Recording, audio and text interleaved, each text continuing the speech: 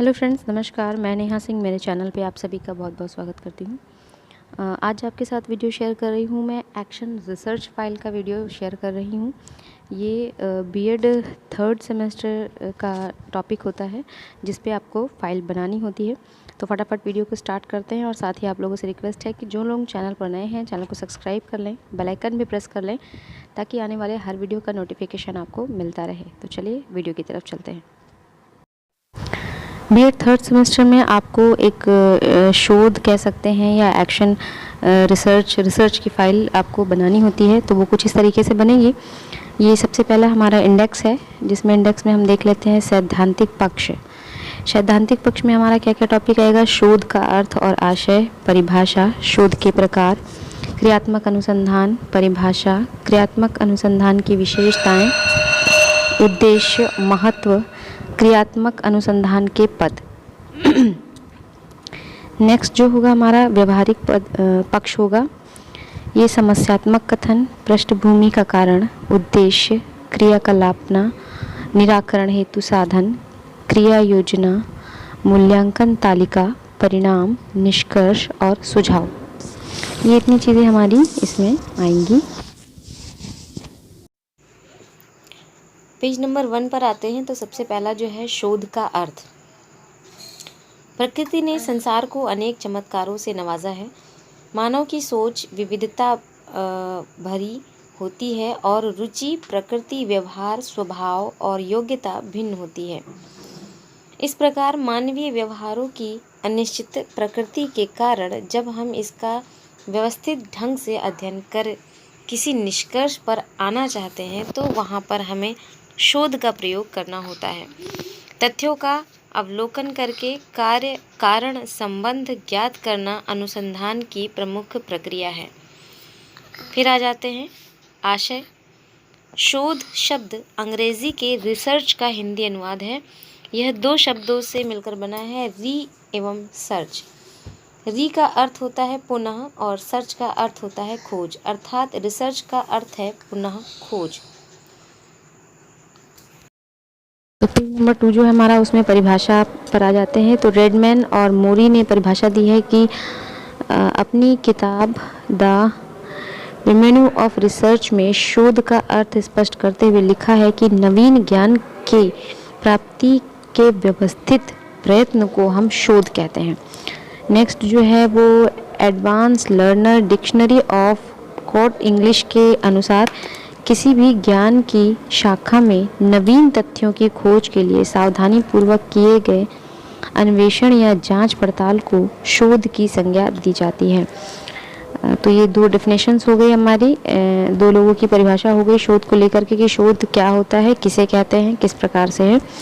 फिर उसके बाद आ जाते हैं, नेक्स्ट पढ़ते हैं कि उपरोक्त परिभाषा के आधार पर कहा जाता है कि नवीनीकरण या नवीनी ज्ञान को खोज की दिशा में दिए गए व्यवस्थित क्रम को, व्यवस्थित तरीके को या व्यवस्थित प्रकार को हम या प्रयास को हम शोध कहते हैं। व्यवस्थित एवं क्रमबद्ध प्रयास को हम शोध कहते हैं या शोध कहा जाता है, शोध होता है। फिर शोध का अंतिम उद्देश्य सिद्धांतों का निर्माण करना है।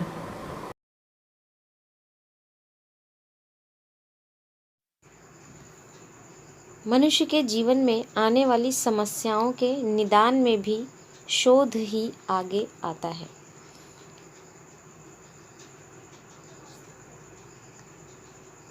अब इसके प्रकार देख लेते हैं जो पेज नंबर 3 पर हैं। शोध के प्रकार हैं मात्रात्मक शोध, गुणात्मक शोध, मौलिक शोध, विश्लेषणात्मक शोध, वर्णनात्मक शोध और व्यावसायिक शोध।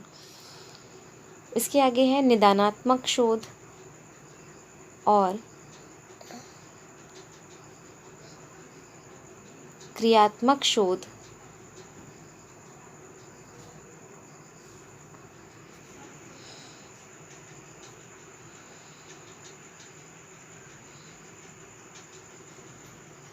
फिर पेज नंबर 4 पर हम आ जाते हैं क्रियात्मक शोध। शिक्षा के क्षेत्र में जब हम शोध करते हैं तो क्रियात्मक अनुसंधान का प्रयोग किया जाता है।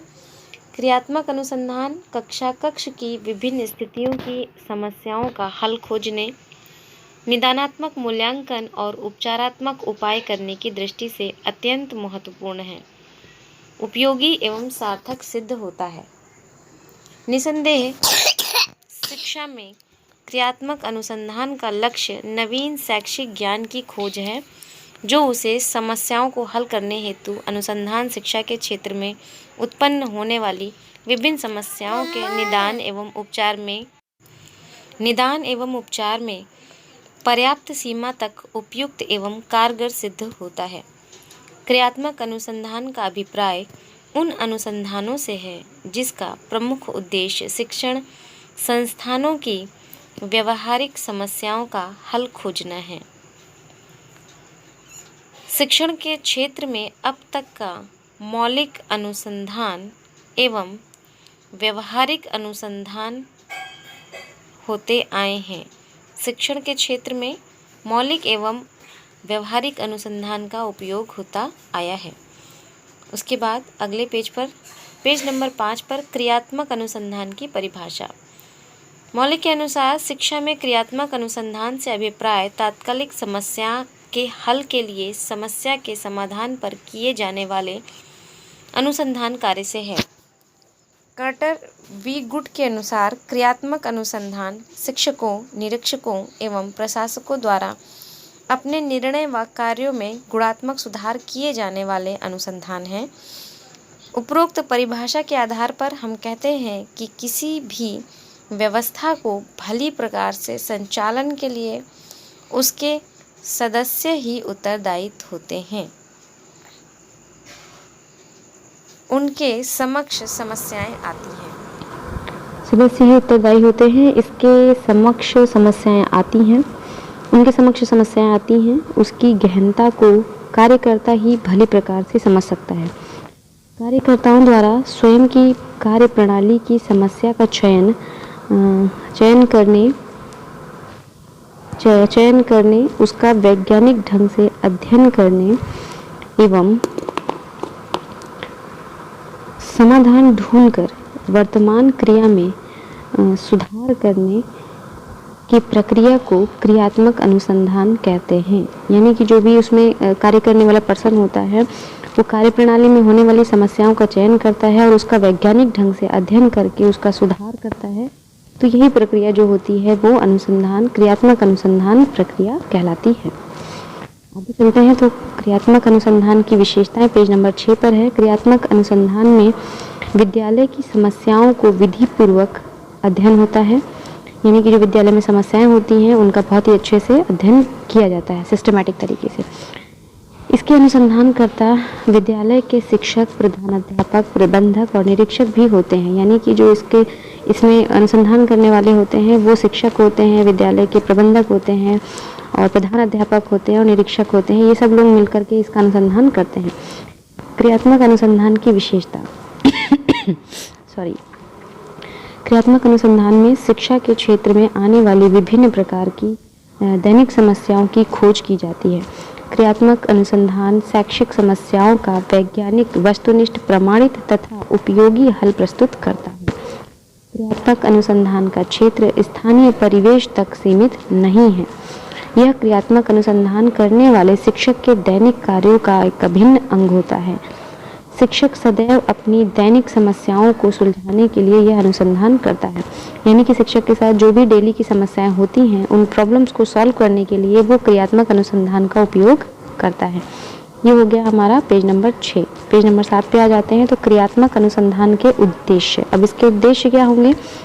क्रियात्मक अनुसंधान के उद्देश्य निम्नलिखित होंगे कि छात्रों, शिक्षकों व प्रशासन में वैज्ञानिक अभिवृत्तियों का विकास करना। इसके माध्यम से छात्रों, शिक्षकों और प्रशासन के लोग होते हैं या विद्यालय के जो प्रशासन के लोग होते हैं उनकी अभिवृत्ति में विकास करता है। शिक्षा में प्रतिदिन उत्पन्न होने वाली समस्याओं का समाधान करता है। शिक्षित करते समय किस तरीके की समस्याएं हो रही हैं उन समस्याओं का समाधान निकालने के लिए ये क्रियात्मक अनुसंधान काम करता है। कक्षा तथा विद्यालय की दैनिक गतिविधियों, क्रियाकलापों, समस्याओं का अध्ययन एवं निराकरण करना।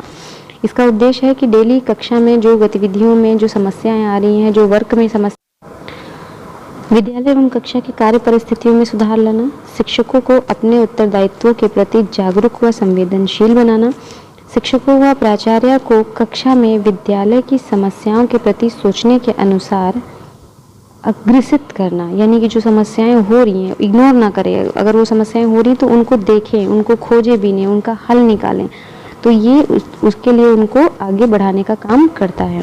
क्रियात्मक अनुसंधान, तो ये क्रियात्मक अनुसंधान का उद्देश्य हो गया पेज नंबर 7 पे। अब हम पेज नंबर 8 पे आते हैं। पेज नंबर 8 में हमारे पास है क्रियात्मक अनुसंधान का महत्व। अच्छा, अब उद्देश्य हो गया इसका महत्व क्या होता है। ये एक तरह का औपचारिक परीक्षण है। यह शिक्षा में वैज्ञानिक दृष्टिकोण विकसित करता है। शिक्षक अपनी तकनीकी से तत्कालीन समस्याओं पर विचार करता है, जिससे शिक्षक अपनी शिक्षा प्रणाली में सुधार लाता है।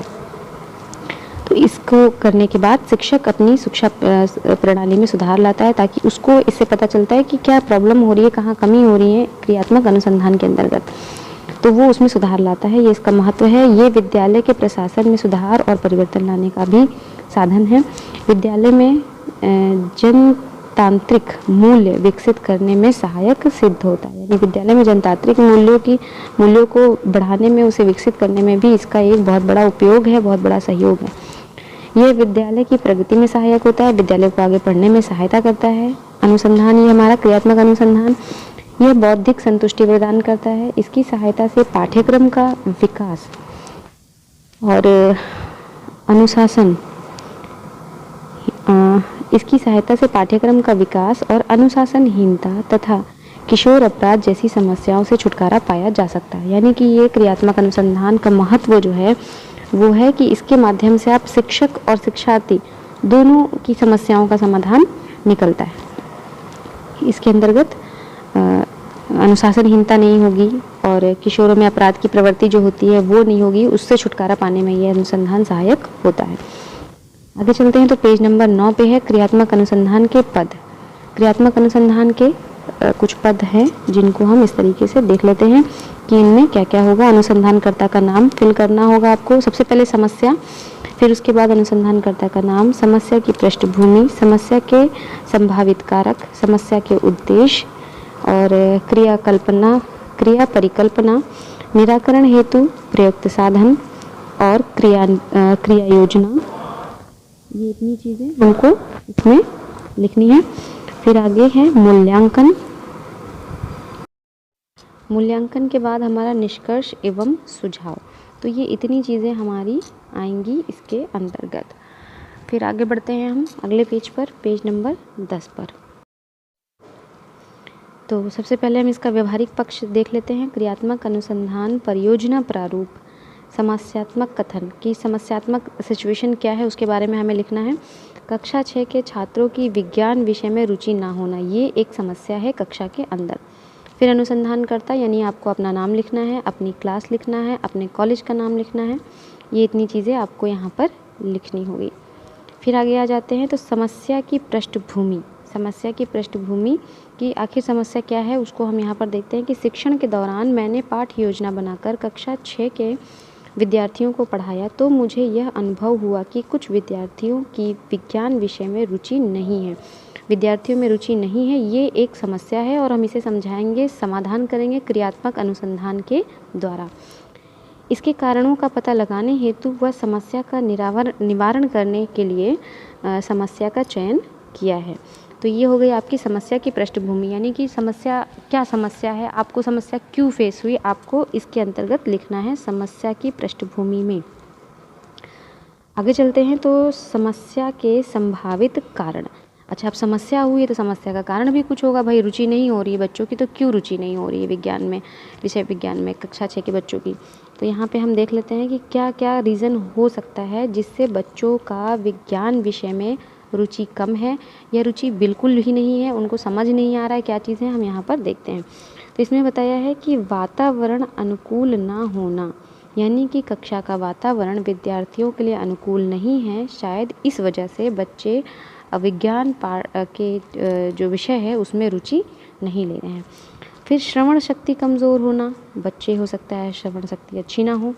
फिर पाठ की व्याख्या, हो सकता है पाठ अच्छे से व्याख्यान ना हो रहा हो। पुरानी शिक्षण विधियों का उपयोग होना, यानी कि नई शिक्षण विधियों का उपयोग नहीं हो रहा है, पुराने तरीके की शिक्षण विधियों का उपयोग हो रहा है। विज्ञान विषय की उपयोगिता को ना समझना, या फिर विद्यार्थियों को पता ही नहीं है कि विज्ञान विषय की क्या उपयोगिता है, विज्ञान विषय क्या चीज़ है। तो ये कारण हो सकते हैं समस्या के। अब हम कहेंगे कि अनुसंधान हमें करना है, अनुसंधान के उद्देश्य क्या होंगे। तो हमने समस्या फेस की कि बच्चों को विज्ञान विषय नहीं समझ में आ रहा है, फिर हमने कहा कि क्यों नहीं समझ में आ रहा है, वो चीज़ें भी हमने ढूंढ ली। अब हम देखेंगे कि अनुसंधान को करने का क्या उद्देश्य है हमारा। बालकों को विज्ञान संबंधी जानकारी प्रदान करना, इस अनुसंधान के ज़रिए हम बालकों में विज्ञान संबंधी जानकारी को देना चाहते हैं। बालकों की विज्ञान विषय में रुचि जागृत करना, बालकों की समस्याओं का समाधान करना, बालकों की पठन पाठन में रुचि जागृत करना, बालकों की तर्क शक्ति का विकास करना। इतने पॉइंट्स को हमें उद्देश्य में डालना है कि हम आखिर क्यों ये अनुसंधान कर रहे हैं, इसको करने का क्या उद्देश्य है हमारा, क्यों करना चाह रहे हैं।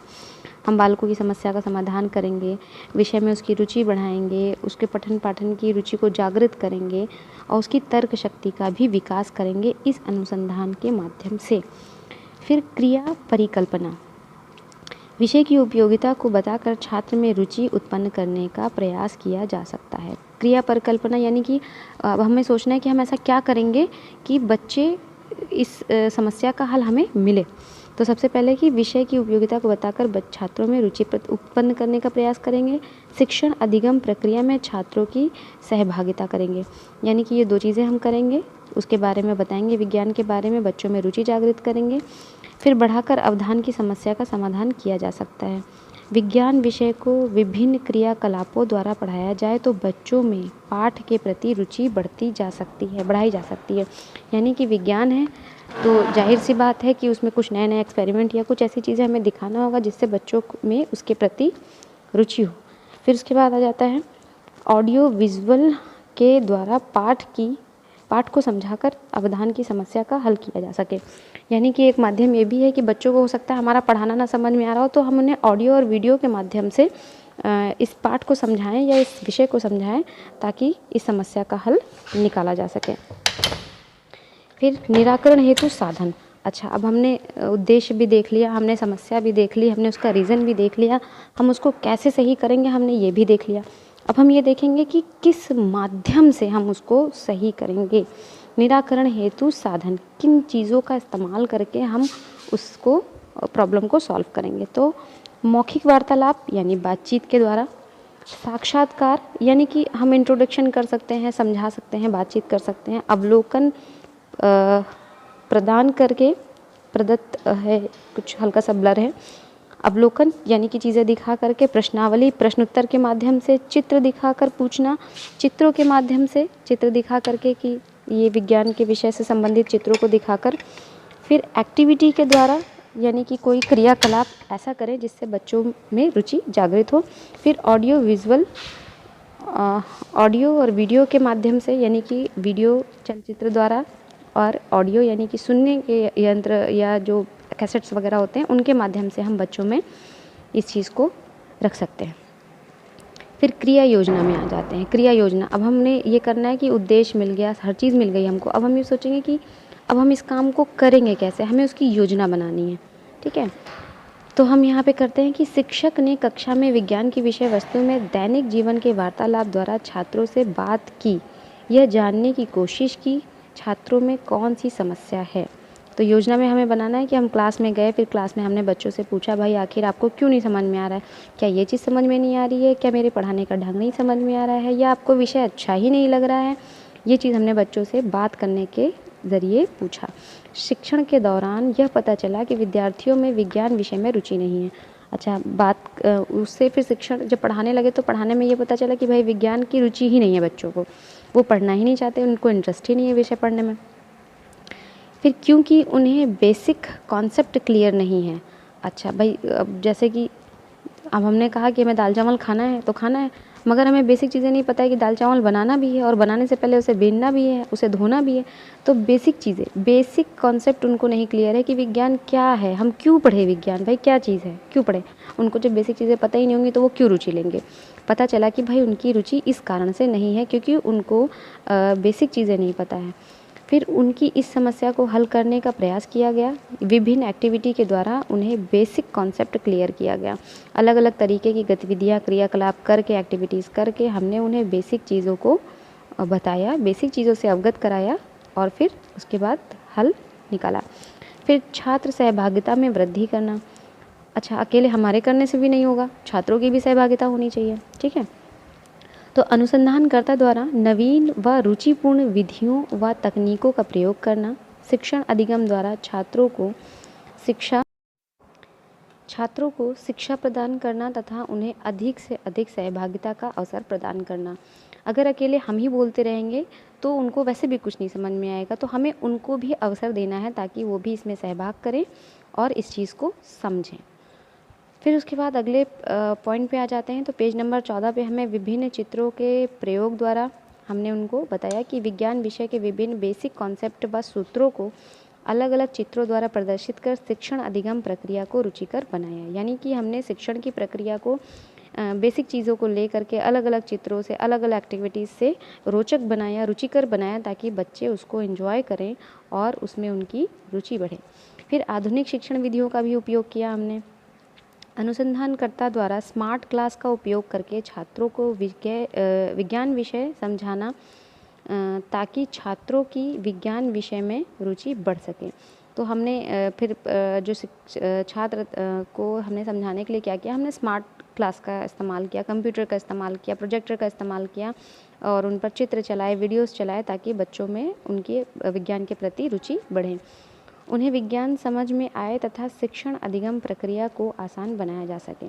तो अगर शिक्षण की प्रक्रिया आसान नहीं होगी तो बच्चों को चीज़ें टफ लगेंगी ही लगेंगी और वो उनकी रुचि के बाहर हो जाएगा, उनको समझ नहीं आएगा, अरे यार ये क्या है, मेरे पल्ले नहीं पड़ रहा है, ऐसा करके। फिर ये हो गया हमारा आधुनिक शिक्षण विधियों का उपयोग करके हमने बच्चों को शिक्षण अधिगम प्रक्रिया करी। फिर विषय की उपयोगिता बताकर फिर हमने बच्चों को ये भी बताया कि भाई विज्ञान क्यों पढ़ा जाता है, क्यों ज़रूरी है। आपको नहीं अच्छा लग रहा है, आप क्यों नहीं अच्छा लग रहा है, हम आपको बताते हैं कि आपको वो कैसे अच्छा लगेगा। तो इस चीज़ के बारे में हमने बच्चे से बात करी। तो छात्र को विज्ञान विषय की उपयोगिता बताकर उनसे विषय के प्रति मतलब उनमें विषय के प्रति रुचि को बढ़ा सकते हैं। यानी कि हम अगर बच्चों से बात करेंगे विषय के बारे में तो हम उनको बता सकते हैं कि अच्छा ये ऐसे है, ये ऐसे, हाँ हाँ ये आप ऐसे समझ लीजिए, आप ऐसे समझ लीजिए। तो इस तरीके से मतलब कॉमन तरीके से बच्चे को समझाएं ताकि रुचिकर हो और उनको समझ में आए। ये हो गया हमारा विषय की उपयोग। पेज नंबर 15 पर आते हैं। तो हमने मूल्यांकन तालिका बनाई है जिसमें हमने पूर्व परीक्षण और पश्चात परीक्षण का मूल्यांकन इस पर किया है। तो इसमें हमने बना लिया है क्रम संख्या, विद्यार्थियों के नाम, पूर्णांक, पूर्व परीक्षण और पाश्य परीक्षण, जिसमें हमने देखिए स्टूडेंट्स के नाम लिख दिए हैं क्रम संख्या में 1 2 3 4 5 करके, और विद्यार्थी के नाम में विद्यार्थियों के नाम लिख दिए हैं। पूर्णांक 10 में से कितने नंबर अनुसंधान के पहले बच्चों को मिले और मतलब उस विषय पर शोध करने के बाद जब उनको परीक्षण किया गया तब उनके कितने नंबर आए। तो इसमें हमने सबसे पहले देखिए रिया शुक्ला जो विद्यार्थी है उसको पूर्व परीक्षण में उसको 5 नंबर मिले थे और बाद की परीक्षा में उसे 8 नंबर मिले हैं। अमित यादव, इसको पूर्व परीक्षण में 4 नंबर मिले हैं और पाश्य परीक्षण में 8.5 नंबर मिले हैं। सोनम पटेल 3 और बाद वाले में 7, आरती गुप्ता 3 बाद वाले में 8, पीयूष सिंह 4 और बाद वाले में 7। तो इस तरीके से करके हमने ये विद्यार्थियों का परीक्षण मूल्यांकन की शीट बना लेनी है, मूल्यांकन की तालिका बना लेनी है। उसके बाद आगे बढ़ते हैं। फिर आ जाते हैं पेज नंबर 16 पे परिणाम। परिणाम में हम देख रहे हैं कि विद्यार्थी का नाम, पूर्व स्थिति और पश्चात की स्थिति जो है क्रम संख्या करके हमने एक टेबल बना लेनी है। विद्यार्थी का नाम लिखना, जिसमें सबसे पहला विद्यार्थी रिया शुक्ला ने पूर्व परीक्षा में 10 में से 5 अंक प्राप्त किए थे, विज्ञान में अरुचि रही। फिर पाश्य परीक्षण में क्रिया योजना के पश्चात रिया ने 10 में से 8 अंक प्राप्त किए, जो कि विषय में रुचि का प्रभाव है। तो ये देखिए पहले के परीक्षण और दूसरे के परीक्षण में कितना अंतर है, उसको हम पहले मूल्यांकन तालिका में उसके नंबरों से एक्सप्लेन करेंगे। फिर उसके बाद हम परीक्षण तालिका में इसको एक्सप्लेन करेंगे रिटर्न में कि हाँ फला नाम के बच्चे का परीक्षण से पूर्व इतने नंबर थे और फिर उसके बाद परीक्षण के बाद क्रिया योजना करने के बाद उसके इतने नंबर बढ़ कर के आए हैं। रुचि थी तो इतने नंबर आए हैं और रुचि नहीं थी तो इतने नंबर आए हैं। इस तरीके से अमित यादव का, इसी तरीके से सोनम पटेल का और इसी तरीके से करके सभी स्टूडेंट्स का बना लेना है। देखिए सोनम ने पूर्व परीक्षण में 10 में से 3 अंक प्राप्त किए थे। इन्हें विषय में रुचि नहीं थी। और फिर उसके बाद क्रिया योजना के पश्चात सोनम ने 10 में से 7 अंक प्राप्त किए हैं, विषय में रुचि थी। यानी यहाँ पर इनको 10 में से 3 अंक मिले हैं तो रुचि कम थी और फिर उसके बाद जब रुचि बढ़ गई है तो 10 में से 7 अंक की प्राप्ति हुई है। तो ये हो गया हमारा पेज नंबर 17 पर आ जाते हैं। तो पेज नंबर 17 पर भी ये सारे स्टूडेंट्स जितने हमारे पास 6-7 स्टूडेंट थे, ये पूरा सभी स्टूडेंट का एक्सप्लेशन है। आरती गुप्ता का परीक्षण से पूर्व उनके 10 में 3 नंबर थे, परीक्षण के पश्चात उनके 10 में से 8 नंबर मिले हैं। पीयूष सिंह परीक्षण से पूर्व उनके 10 में 4 अंक थे और क्रिया योजना परीक्षण के पश्चात उनके 10 में से 7 अंक प्राप्त हुए हैं। ये इस तरीके से करके सारे स्टूडेंट्स का हमें रिकॉर्ड बना देना है।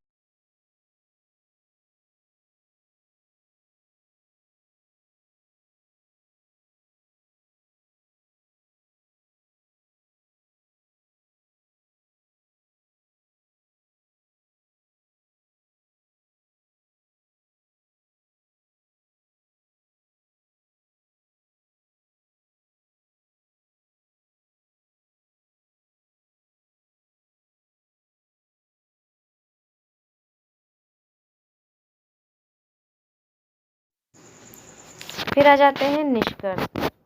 तो ये निष्कर्ष हमारा है कि ले देखिए आखिर में पूरा इतना करने के बाद अंत में हमें क्या निकला, क्या मिला, ये सब करके निष्कर्ष में बताना है।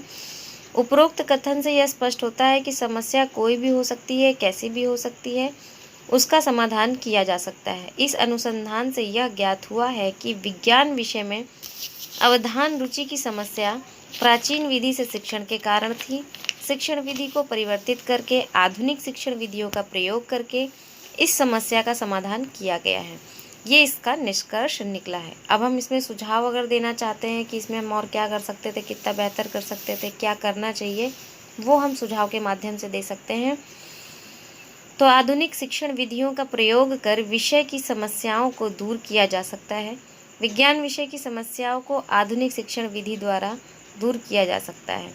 ये इन्होंने अपना एक सुझाव अपनी तरफ से इस में डाल दिया है कि शिक्षण विधि के लिए हम विज्ञान को और रुचिकर बनाने के लिए आधुनिक काल की शिक्षण विधियों का प्रयोग कर सकते हैं।